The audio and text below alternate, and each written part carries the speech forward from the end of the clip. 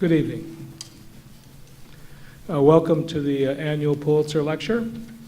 My name is Mike Pride, and I'm the administrator of the Pulitzer Prizes. Before I introduce tonight's panel, I want to thank a couple of people who have really helped out with the event tonight. Claudia Weisberg, the Pulitzer Prize webmaster, who set it all up from our perspective, and Lauren Schaefer, the Journalism School's manager of special events, who set it up from the Journalism School's perspective. This is really an exciting event each year, a chance to hear from Pulitzer Prize winners how they did the work that won the prize. Shortly, you'll see some superb breaking news photography that won the prize. But I thought I'd begin by sharing with you some of the words that were said about some of the writers at the table tonight. After the prizes were announced in April, Roy Peter Clark, the writing guru at the Poynter Institute, wrote a column for the Poynter Institute website in which he talked about the leads on the prize-winning stories, and he rated them 1 through 10, I believe, the best leads on the first story in each of the Pulitzer-winning packages. The first place in his little contest went to Till Death Do Us Part, the series from the Post and Courier in Charleston, South Carolina, which won the Pulitzer Prize for Public Service. That story, the first story begins, more than 300 women were shot, stabbed, strangled, beaten, bludgeoned, or burned to death over the past decade by men in South Carolina, dying at a rate of 1 every 12 days, while the state does little to stem the carnage from domestic abuse. Of this lead, Roy Peter Clark wrote, "Important information is packed into those 44 words. Yet it doesn't feel like one of those suitcase leads where the reporter stuffs everything into a small container. It works because it begins with subject and verb, making the meaning early. Going against conventional wisdom, it is written in the passive voice, but with an amazing sequence of vivid verbs. The voice is authoritative and confident, taking the reader from shocking statistics and violent language at the top to the complicity of state government at the bottom." Clark's runner-up, by the thinnest of margins, was written by Diana Marcum of the Los Angeles Times on the first story of her prize-winning entry about how the California drought is impacting lives. Here is the lead. "The 2 field workers scraped hose over weeds that weren't there. Let us pretend we see many weeds," Francisco Galvez told his friend Rafael. That way, maybe they'd get a full week's work. And Clark's analysis of that lead, Marcum writes a 32-word scene with action, character, dialogue, and setting. It captures the economic and human devastation of the drought in the West in a single remarkable action, workers hoeing weeds that were not there. It is my privilege and pleasure to introduce the panelists for tonight's discussion, beginning with Diana Marcum, who's right here.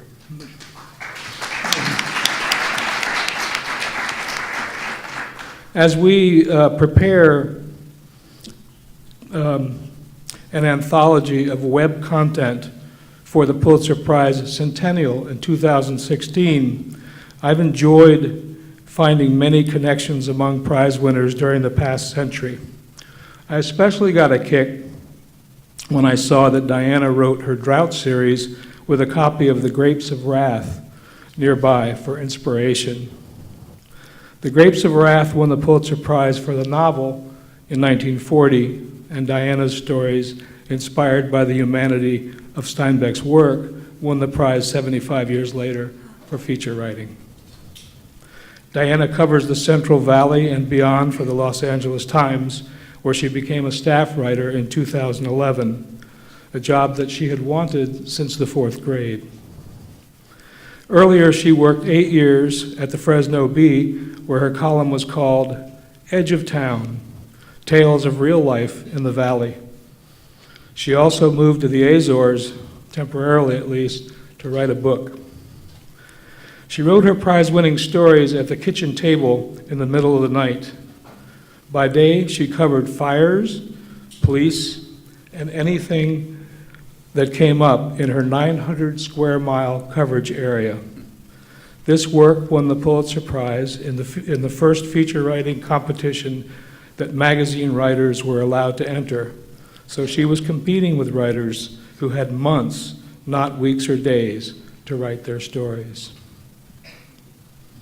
We have a reporting team here tonight from the Post and Courier in Charleston, which, for better and mostly worse, has been a hive of national news this year.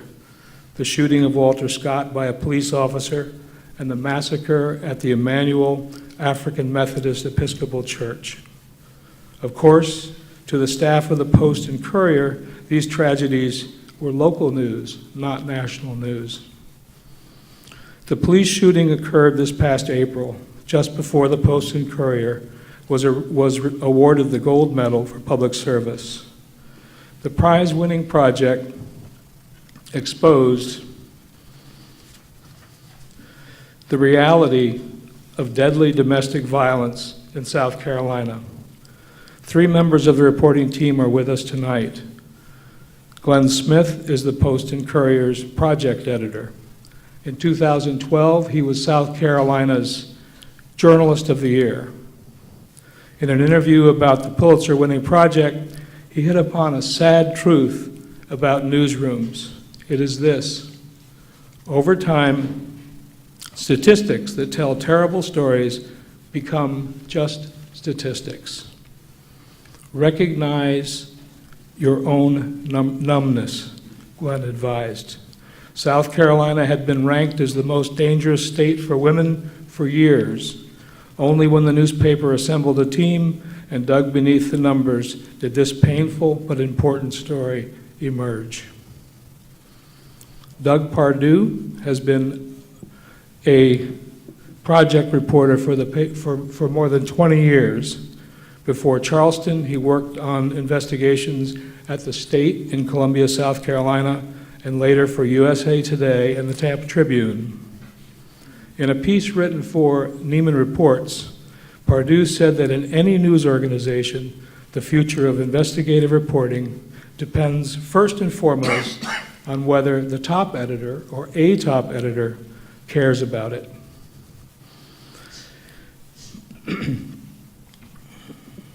I worry, he wrote, about whether investigative reporting, especially at medium and small circulation papers, is heading out the door with the stock listings. Jennifer Berry Hawes is also a former South Carolina Journalist of the Year.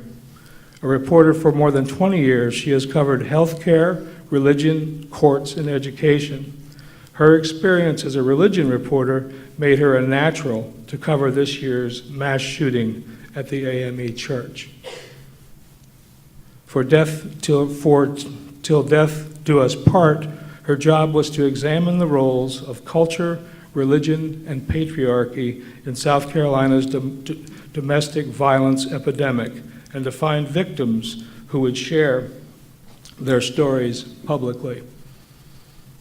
Last but certainly not least, we have 2 photographers from the St. Louis Post-Dispatch team that won the Breaking News Photography Prize for their coverage of perhaps the biggest story in the nation in 2014, the protest that began in Ferguson, Missouri, shortly after a police officer shot and killed Michael Brown.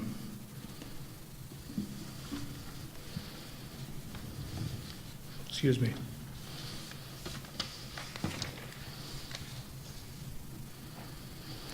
Having started my own journalism career as a 14-year-old sports stringer, I can identify with the first of these photographers.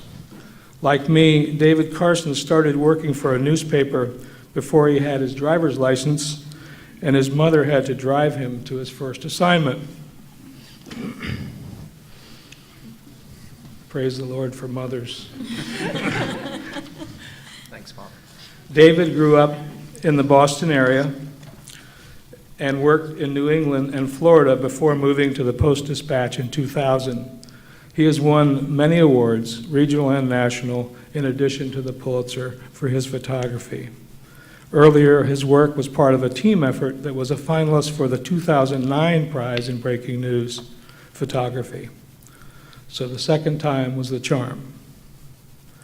Robert Cohen joined the photography staff of the Post-Dispatch in 1999. A graduate of the University of Texas in Austin, he began his career at the Sun-Tatler in Hollywood, Florida, now a Holiday Inn, he points out, and also worked for the Florida Times-Union in Jacksonville and the Commercial Appeal in Memphis.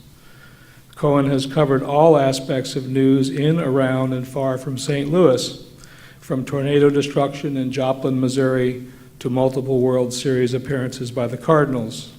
He was a finalist for the 2010 Pulitzer Prize in feature photography for a year-long series of photographs on suburban homelessness.